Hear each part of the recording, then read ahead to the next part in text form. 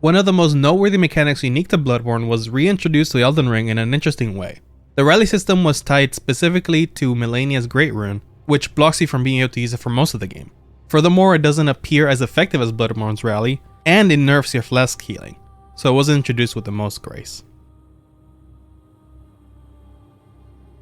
The limb breaking and stagger system for repose has been reworked for Dark Souls 3 and Elden Ring, but it first started in Bloodborne.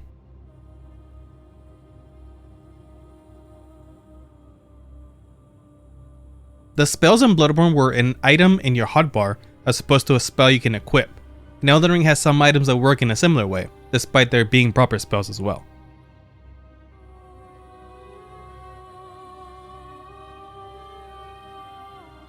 There is an Arcane Stat in both of these games, and even though the damage it scales with is different, it increases the item discovery for both games as you level them. Both of these games effectively force invaders to fight a player host with at least one friend, with very rare exceptions. Bloodborne was the first game in the series to push this requirement, which was certainly controversial and many people disliked, but I personally prefer it.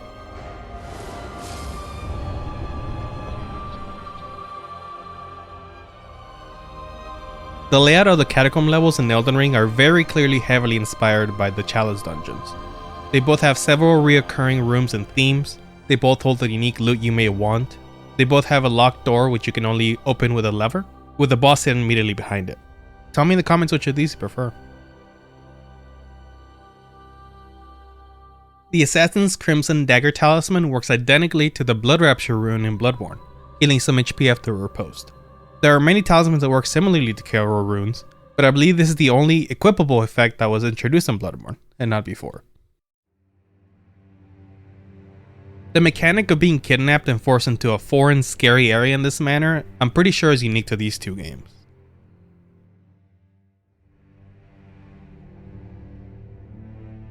This concept is a bit abstract, but I find the idea of dragon spells and the dragon or worm transformation to be a bit reminiscent of how Bloodborne handles Beasthood and Kin and Great One transformations, lore-wise. There are dragon-based transformations in the Dark Souls games, but those are more akin to a covenant sharing their power, where in these two games, they represent a more permanent change to your biology that are generally not desirable. Again, this is mostly going off of lore, but I thought it worth mentioning. The grafting prominent in Stormveil definitely reminded me of the One Reborn in Bloodborne, though I wouldn't be surprised if it wasn't a conscious throwback.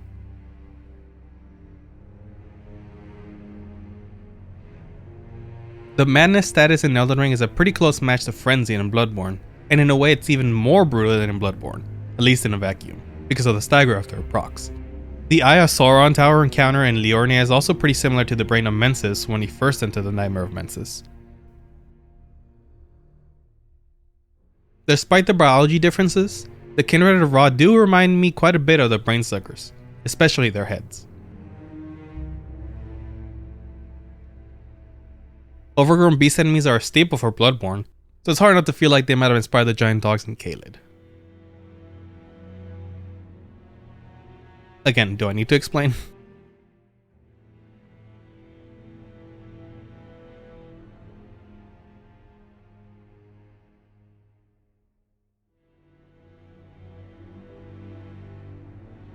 The idea of skull-shaped spells I'm pretty sure was started in Bloodborne, obviously being very prominent in Logarius' boss fight and his executioner's equipment, and it was brought to this game through Rykard.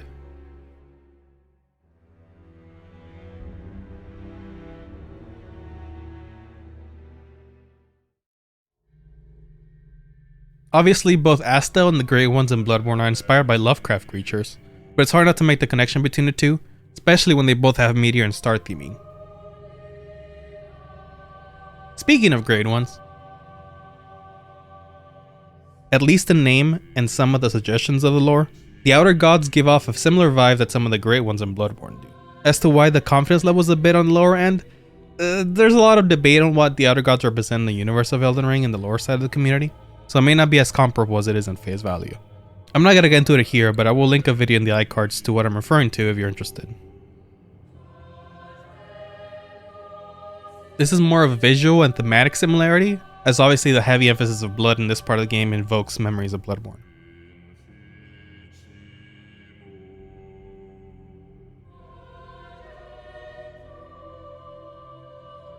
The dexterous lady boss archetype in these games was first prominent in Lady Maria, and Malenia certainly feels like the next iteration of that, even encountering both initially asleep or unconscious in a chair, though they do have enough to differentiate them.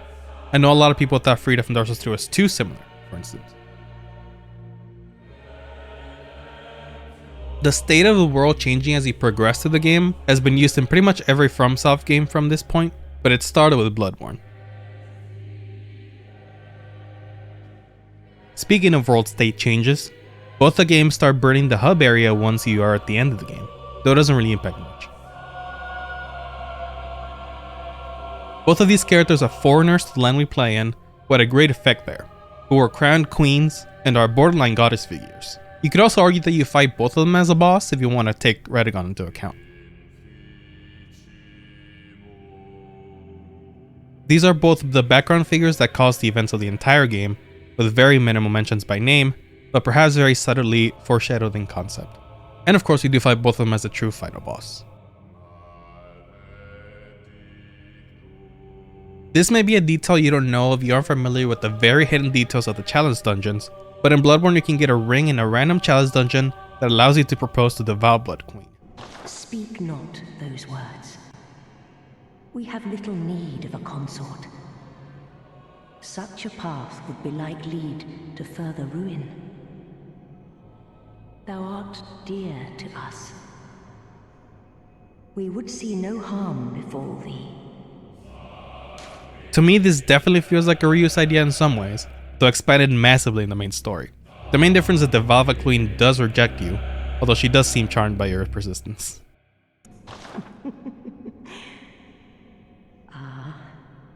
Still thy honeyed tongue. The thought alone sufficeth. Thy worth is too great. Now, speak no more on the matter. Honestly. Now we're going to move on to something you've probably been waiting for, the weapons and equipment similarities. We're going to tackle them all in this segment of the video now. One of the most obvious ones, it is the return of the Moonlight Greatsword as Dark Moon Greatsword in this one. Now one aspect that's a little bit more similar to Bloodborne than the other games is that you can transform this weapon in a sense, although it is more of a buff than it is in, say, Bloodborne where you actually change the entire state of it. I also felt that the Sword of Night and Flame's nightstands, the beam they can shoot, is a slight throwback to the Bloodborne's Moonlight Greatsword.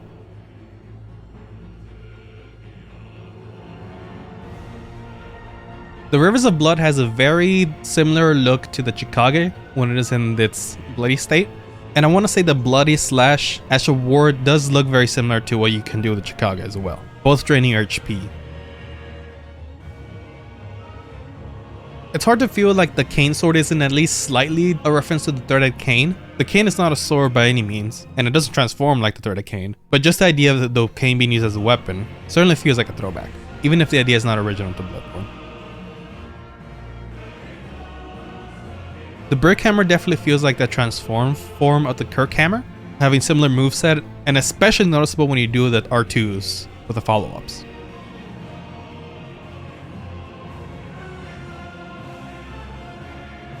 Some of the moveset in the Power Stance dual daggers remind me of the Blades of Mercy moveset. It's not one-to-one, especially since the combat is not exactly identical, but it definitely felt similar to me.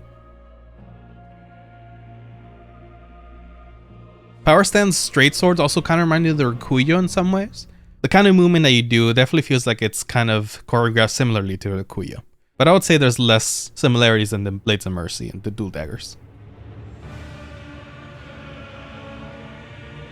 One of the most obvious ones, the Giza's wheel, is very similar to the Whirligigsaw's transformed phase, both having a wheel that just constantly shreds through enemies. Now in Bloodborne there's no bleed effect or anything in this weapon, it was definitely added to the Giza's wheel. But I think the similarities are undeniable.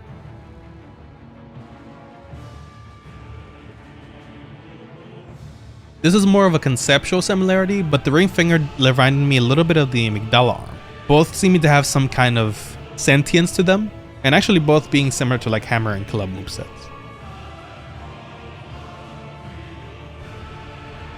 Visually, the Grave Scythe reminds me a lot of the Burial Blades transform mode. Given that they're both Grim Reaper based weapons, it shouldn't be a surprise.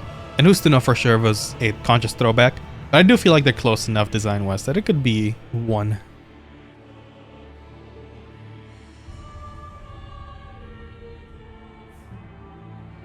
Now both of these are obviously inspired by cannons, but having a handheld cannon is definitely a very interesting method to wield these, and felt at least a little bit related. The Bloodhound Claw specifically reminded me a bit of the Beast Claws from Bloodborne, having some similar-ish movesets. Now there are different claws that have similar moveset as well, but these visually at least look the most like it. Not to mention both being related to a hound kind of beast. I want to say Bloodhound Step is 100% based off of the old Hunter's Bone, both having a cloudy smoke effect when you dodge along with turning invisible. Now Bloodhound Step was way stronger, at least in release, than the old Hunter's Bone was. The old Hunter's Bone is more about quick recovery than it was about excessive iframes like the Bloodhound Step used to have. Now of course the Bloodhound Step was nerfed recently, so it's not as powerful as it used to be, but maybe let's say Bloodhound Step plus Quick Step is something like the old Hunter's Bone. Now finally we're going to discuss the armor sets that feel like they might have at least gotten some inspiration from previous Bloodborne sets and pieces. A lot of these are certainly debatable, so you feel free to debate them in the comments.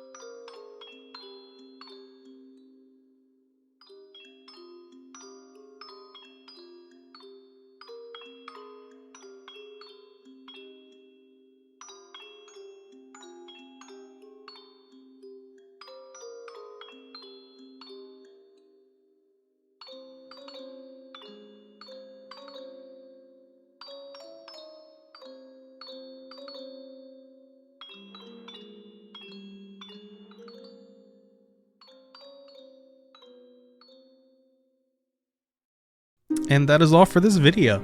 This is actually a kind of a follow-up to a video I made before, discussing throwbacks to Demon Souls instead of Bloodborne. It's a video I'm very proud of, so if you want to watch something like this, feel free to watch that, of course. I want to say that at face value, these two games seem like they'll be the most far apart, but I was actually very surprised how many comparisons you can make between the two. If people are interested, I'll definitely keep making these for the other few games that we got. And if there's anything you think I missed or you think it's incorrect, do let me know in the comments as well. So yeah, thank you for watching. Of course, thanks to my members. Hope to see you again. Bye-bye.